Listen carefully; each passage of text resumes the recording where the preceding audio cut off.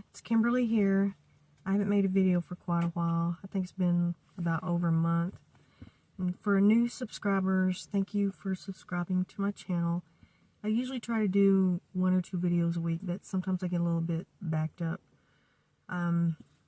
I usually do like maybe reaction videos, more vlog stuff, and occasionally I do other videos, but the most things that I do are the vlog and the reaction videos. And today I'm going to do Texas foods. I've got a list here of Texas foods.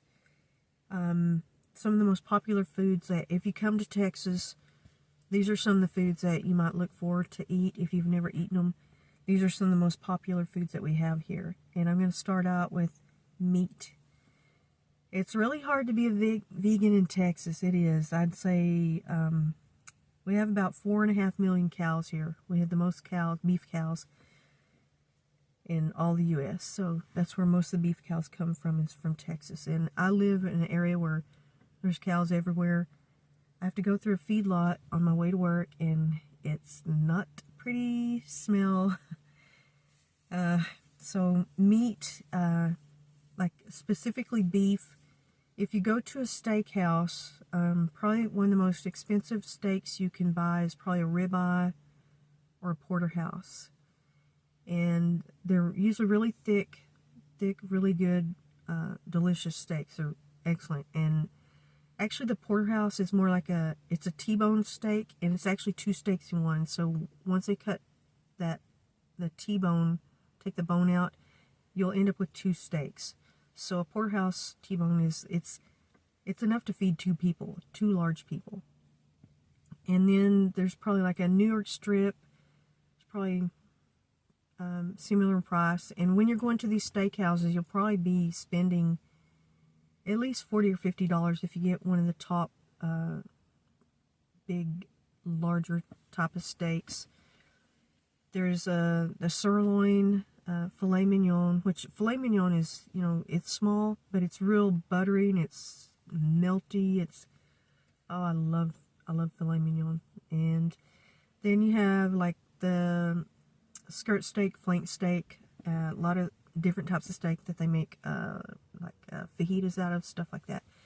And then there's also the short ribs. Those are really good if they're cooked right. They're excellent. They should be like falling off the bone. They have like a bone in the center, and there should be like big pieces of meat on both sides. And then, to me, the creme de la creme of any cow is brisket. Brisket is, if you've never tasted a good smoked brisket, I can't even describe it. It's just the best. It's so tender. It should be like falling apart, and it has a rich, buttery flavor. Just so much flavor in a brisket if it's cooked right. And usually cooking a brisket is it's an all-day job or either all night. Some people, like some restaurants, they will cook their brisket overnight, like 10 hours. It takes a long time to slow cook a brisket. You can also cook them a little bit faster on a grill. If you're cooking it, if you're smoking it, you're going to put it in a smoker, which is these big type of barbecue looking things. Put them in there, and it takes a long time. You got to tend to it. You got to make sure that it's not drying out, and you got to watch it. So that's like an all day or all night thing, like I said. And then barbecue, if you're doing it directly over the flame, any cut of meat, it's going to cook faster over the, if you're putting like a charcoal or wood charcoal type of mix, and you're cooking the meat on top of that flame, it's going to cook a lot faster than like in a smoker. And you can also roast in the oven. You can also cook a brisket in the oven, which a lot of people do that, and it turns out really good that way too. And also an actual roast that's one of my favorite foods too. If it's cooked really well with potatoes, carrots, and onions, and just kind of slow cooked, not too high heat. Takes a few hours. That's one of the best meals you can have. But a lot of people eat roast across the country. I think that's a pretty popular. A lot of people from all over the country get a thick roast. But some of these steak houses there's a lot of steak houses in Texas, tons of them. So if you're ordering a ribeye, porterhouse, something New York strip, something like that, it's going to be expensive, and it's a good thick cut of meat. It should be a thick, good cut of meat. And fried chicken. Fried chicken is like a staple down here. I learned how to fry chicken when I was 7 years old. And the best way to fry it is in a cast iron skillet. I use like Crisco and a little bit of butter. With like a steak, you would use a lot of butter. I use like a half a stick of butter when I'm making a big steak, a big juicy steak. You can actually cook them in a butter bath, which that is something that the fat, when you're cooking a steak, you don't cut all the fat off. Even if you don't like fat, don't cut it off. You cook it with the fat on, and if you don't like the fat, then you cut it off after you cook it, because that fat gives it the flavor, and it also breaks down the protein, which tenderizes the meat. That's what you cook a roast or any kind of steak. Leave the fat on while you're cooking it. Don't like it, cut it off. Some people like the fat. I didn't really like it too much. I can eat a little bit of it, but that marbling in a steak, when you see the white stripes, that's fat, and it's something that cooks down, and it breaks down the tough proteins and makes your steak really tender and juicy. Now, the next one is pork. Probably not as popular as beef, I think, but bacon, which is like the candy of meat. A lot of people, I love bacon. You know, making BLTs, putting it in a lot of different recipes. You can even put it on salads. You can make a lot of things with bacon. And then there's hams, like the ham that you would get at make for a Christmas or a turkey dinner, Thanksgiving dinner. And then you have the ham steaks, which you can cut those really thick, and they're really good, or some people cut them really thin. And then you have the pork chops, which they can be thin or thick. And then ham hocks, if you've ever eaten ham hocks, they're excellent. Then this is going to be something that from my childhood, I haven't had these in a long time, but pickled pig's feet. Some people can't imagine eating that, but they're really good. I just haven't had them in a long time.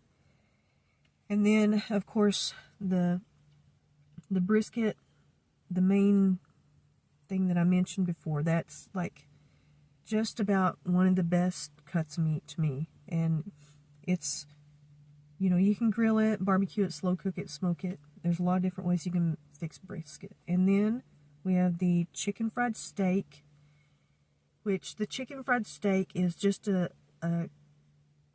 tenderized cut of meat, and it's put in egg and flour, and then it's fried, deep fried. And you serve it with a bunch of sides like mashed potatoes and gravy. And actually, when I get a chicken fried steak, I like for it to be flooded with gravy. I always tell them, flood the plate. And you should serve Texas toast with the chicken fried steak. If you go to a restaurant that serves a little slice of white sandwich bread, no. It must be a big, thick piece of Texas toast with a lot of butter on it, soaked in butter.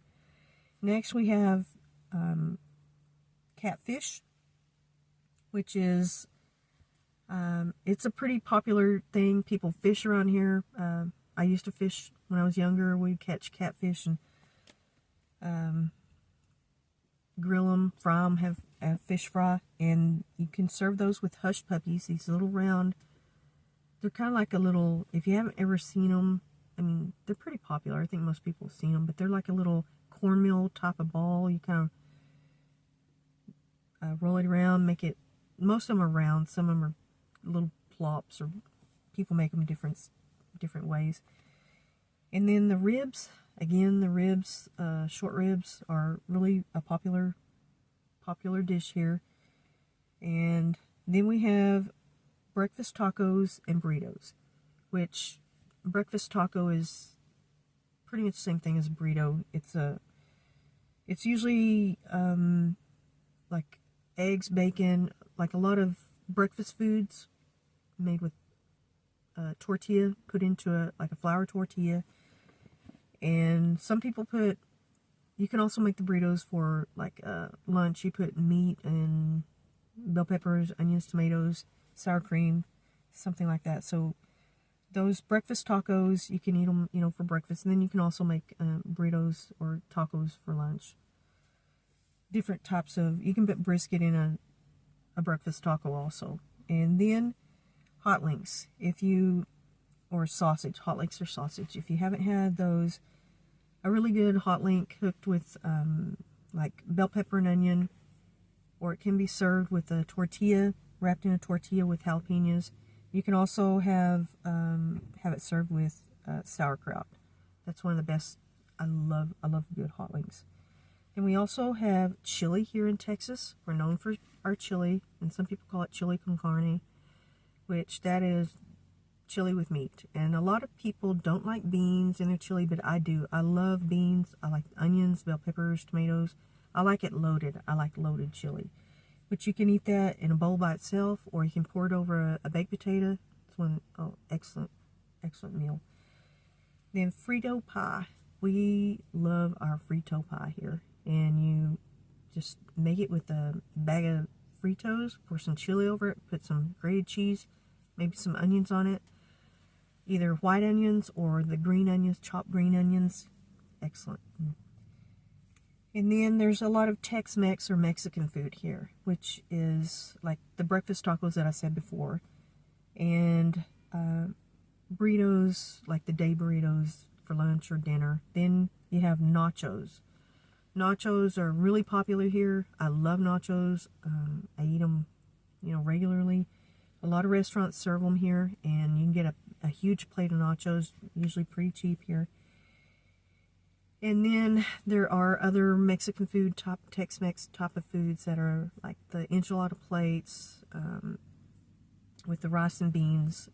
There's a ton of Mexican food restaurants here, and a lot of them are more Tex-Mex than not. There's not a lot of original Mexican food unless somebody is from Mexico, or they've grown up with parents that, you know, taught them the recipes.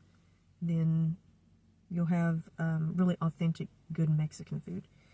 And one honorable mention I'm going to mention is biscuits and gravy. That's one of the best foods. I mean, biscuits and gravy are just, it's one of the best breakfast foods ever.